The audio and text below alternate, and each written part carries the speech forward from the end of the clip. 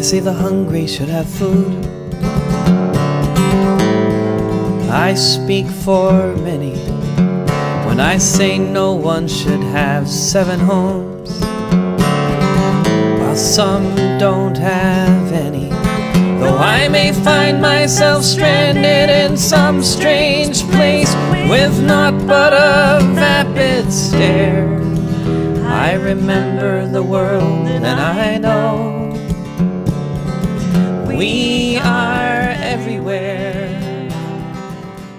My turn? Yeah, I'm going to go to the podium if you don't mind.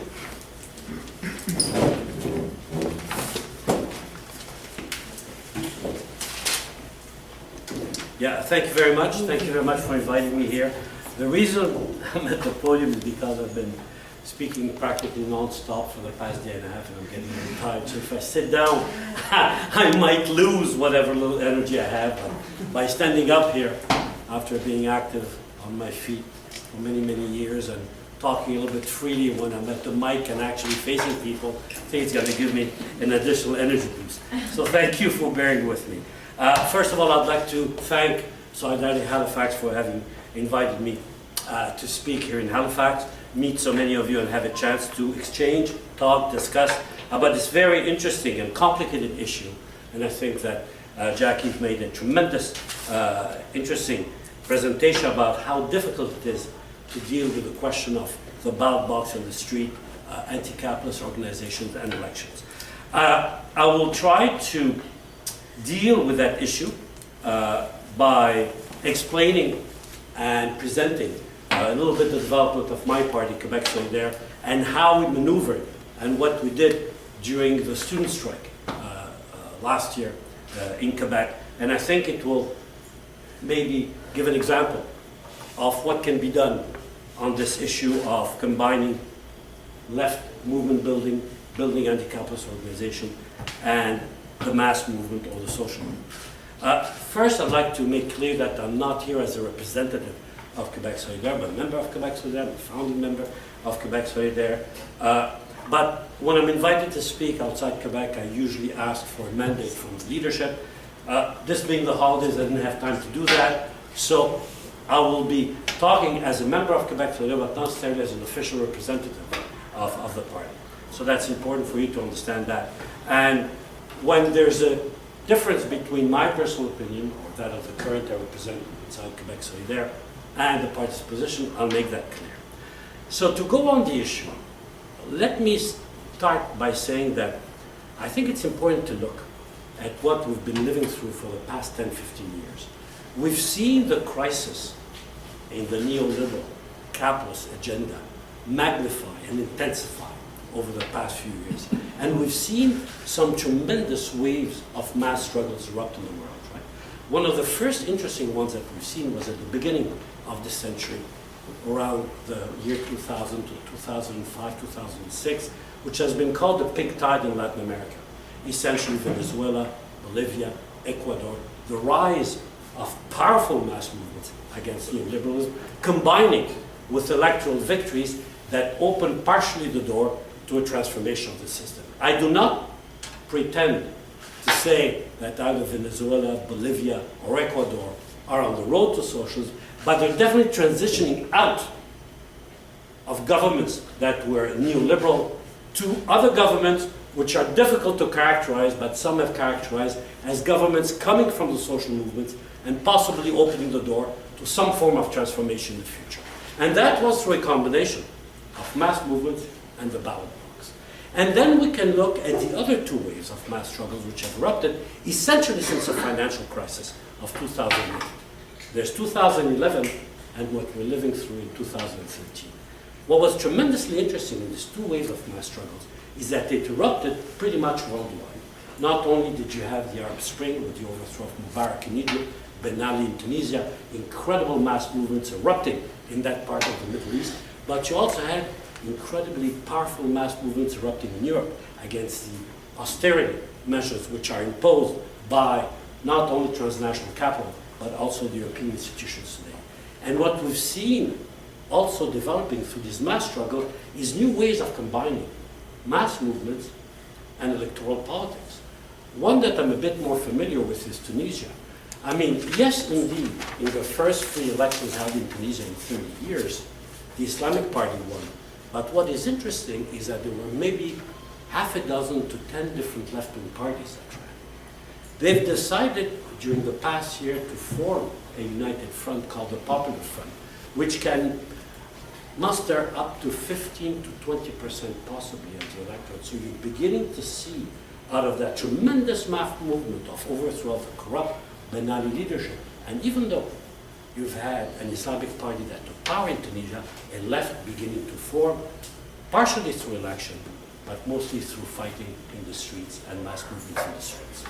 And we've seen in Greece also a very interesting development where we've had a social democratic party in power, which has acted as the main franchise of neoliberal austerity measures in that country, and totally destroyed its credibility, its end claim to being progressive, and the rise of a new radical party called Syriza, again, through the judicious combination of mass struggles, mobilization in the streets, and the ballot.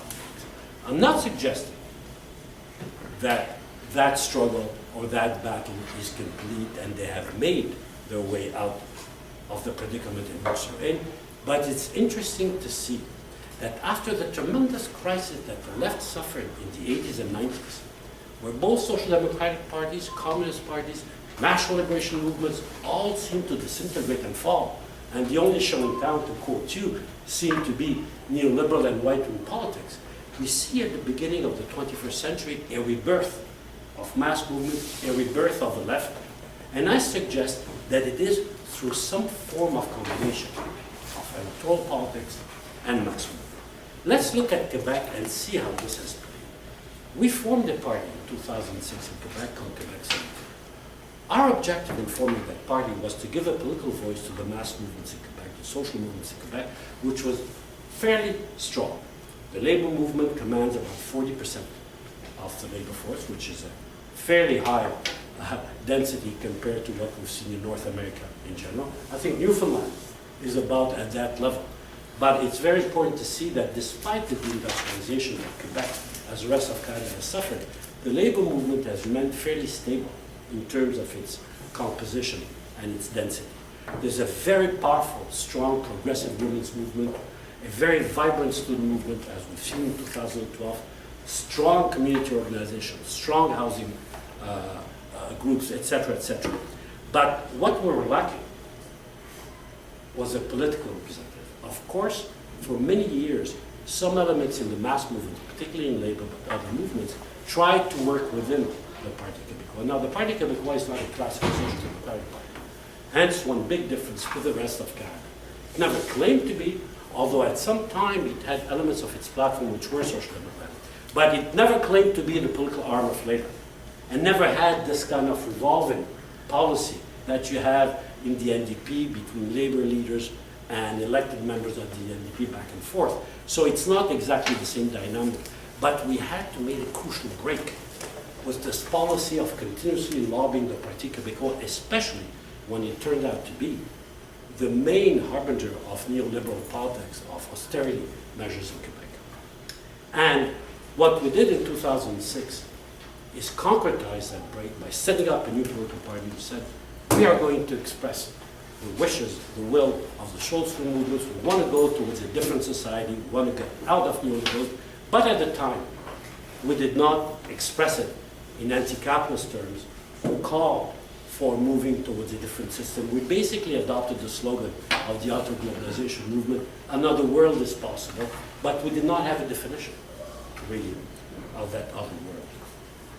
But through involvement in the mass movement, and especially through beginning to analyze the impact of the financial crisis in 2008, with the influx in the party of young radicalized activists coming out of the student strike, which we had in 2005, and then coming into the party and wanting to give a more left-wing slant, a more left-wing coloration to our party, and especially begin criticizing the capitalist system, the debate was opened by the leadership with a question.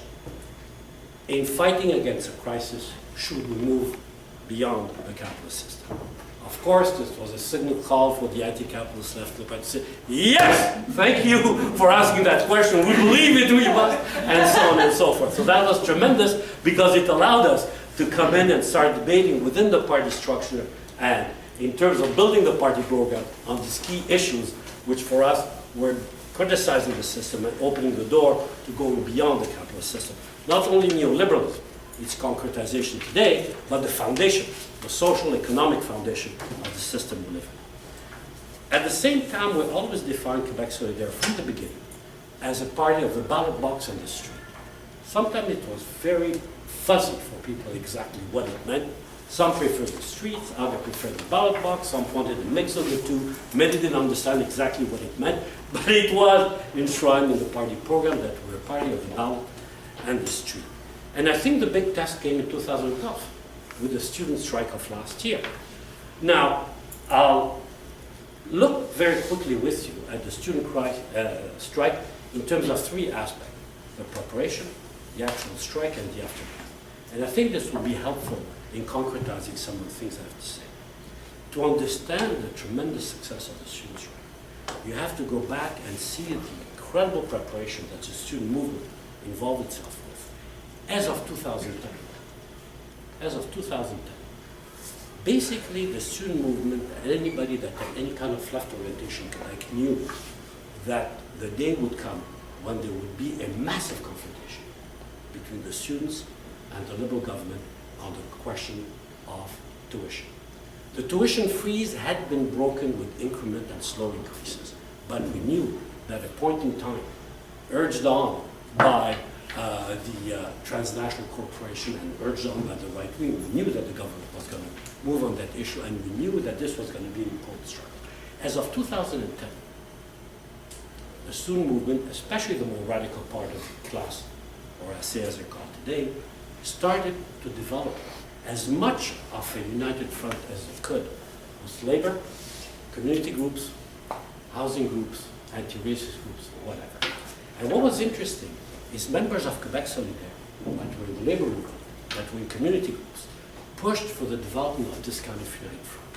And it took the shape of what we called at the time the Red Hand Coalition. The Red Hand Coalition was basically stop to austerity. That was the symbol of the Red Hand Coalition. And our members involved in the various movements pushed their organization to become member of that coalition, along with the student organization. At the beginning, you have housing groups, community groups, student organization, and some of the left sections of labor. The Montreal Labour Council of the Quebec Federation of Labour, the Montreal Labour Council of the CNTU, which is the other labor central in Quebec, and so on and so forth, and some federations. And we knew that the labor leadership was somewhat afraid and fearful of that coalition because it seemed to be a more radical coalition developing, but we tried as much as possible to make sure that there would be no confrontation between the labor leadership and that coalition, but on the contrary, that there would be some forms of collaboration developing. Now, members of Quebec Solidaire were not acting out on a strategy or tactic that was developed by the party, but pretty much out of their sense of what you have to do in social movements in terms of preparing for a battle that is coming soon. And what was very important is that gradually, as a coalition got formed and began to engage in mass action, demonstrations, and so on and so forth, you began having around the student movement a mass of other groups that were supporting them, including some of the left sections of labor. So when the strike actually started in February 2012, you had already a political preparation. You had already activists in the various movements ready to begin mobilizing in support of the students. Now, of course, if the students hadn't prepared their own strike, hadn't prepared their own membership, hadn't done the tremendous preparatory for 2 or 3 years before, would not have had the kind of impact that it had. But it wasn't complete spontaneous. You do not move people to the street and have 4 demonstrations of 250,000 people each in 4 months just spontaneously. It does take some preparation, it does take some preparatory work, and even if Quebec Solidaire was not the key ingredient in it, our activists, our members did play a role in helping to develop this kind of united front around the student movement. Now, when the strike arose, the party supported the strike, the mass mobilization, and the demonstration as much as we could. We were not in a position to strategize or dictate or claim to dictate anything to the student movement, but some section of the leadership of the student movement was indeed sympathetic in Quebec Solidaire. But most importantly, one elected member of parliament at the time became the spokesperson in parliament for the student movement. He would stand up session after session, hammering the government for its unwillingness to negotiate, for its repression, for its police tactics, for its corruption, on and on non-stop. And it came to a key point, I mentioned that to some people today, is that when finally the government in May decided to adopt an incredibly repressive law, banning demonstration of more than 50 people, and the itinerary of demonstration had to be disclosed in advance of any demonstration, basically allowing the police to disperse any demonstration, which they had done for the previous 4 months, but not necessarily with legislative backup, but giving them now the legislative tool to be able to destroy and attack any demonstration in the street.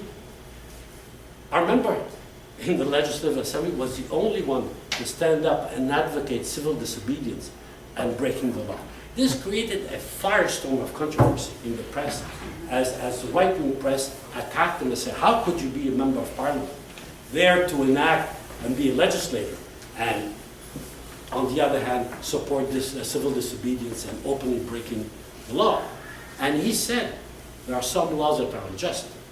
And as Martin Luther King said, when a law is unjust, it is your duty to break the law and oppose the law.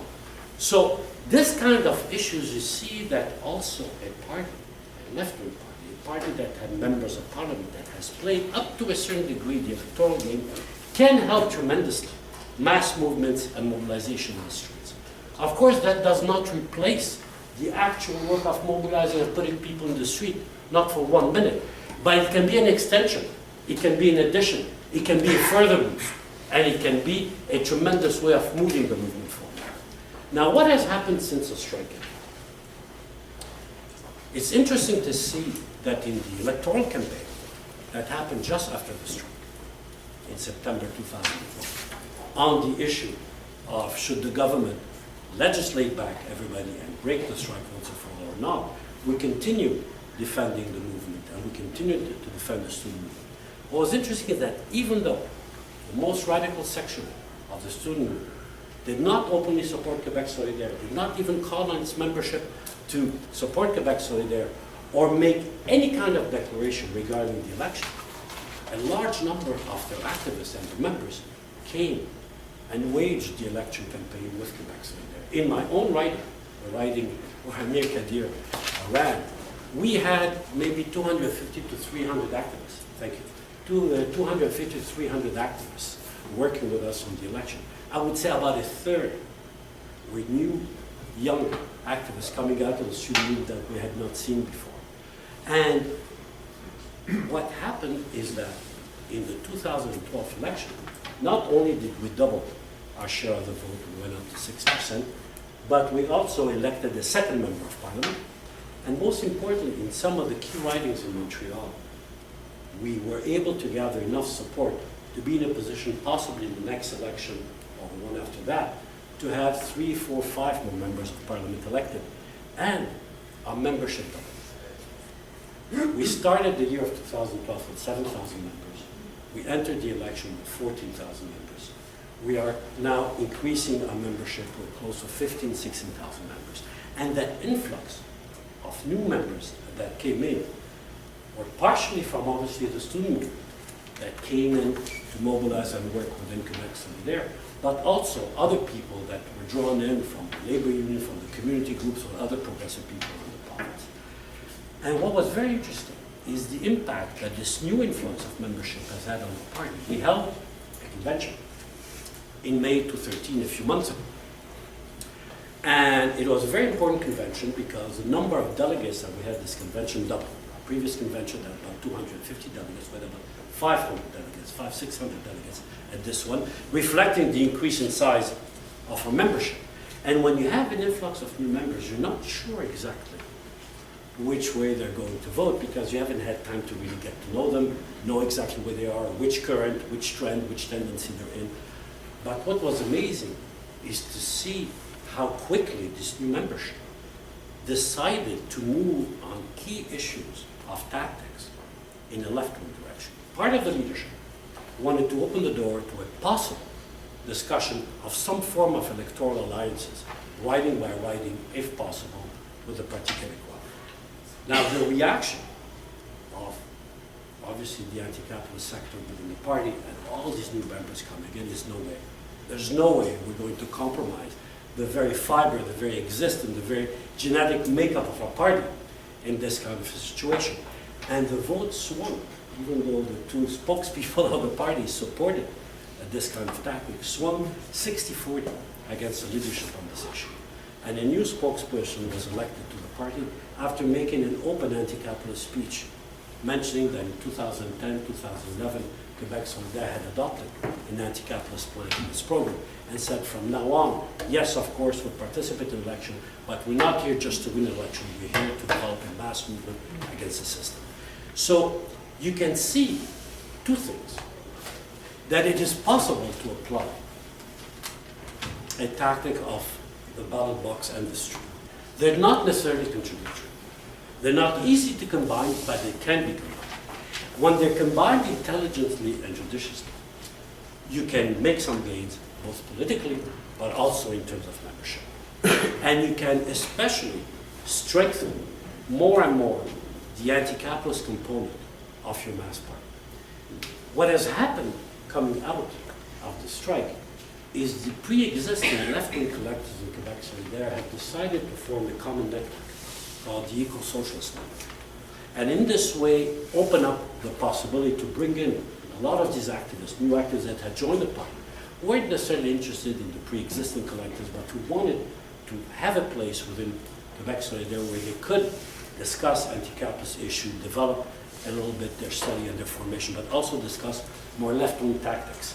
And we opened up that space to be able to work with them. At the same time, we decided that this new eco-socialist network would be open to young activists, or activists in general, that were not necessarily members of Quebec Solidaire, as long as they didn't oppose the goals of Quebec Solidaire, but that we would work together with them in order to continue developing this kind of new, younger, militant generation developing out of the mass struggle and the work of the party. So I'm going to conclude on that, and I'll let you ask me and ask Jackie all the questions that you want, and maybe some of the questions you don't want. But just want to say, it's of course a very difficult issue, and it's not an issue that can be decided that easily. I think participating in election in electoralism is a tactical issue, and that has to be decided on the basis of an analysis and what is best in order to move the anti-capitalist movement forward. In this day and age, at this moment, in 2013, as we see these incredible waves of mass struggles developing against neoliberalism, I'm convinced that it's a tactic which can be used by the left and can help us develop the kind of alternative, the kind of new world we need in order to once and for all get rid of the actual system. Thank you very much.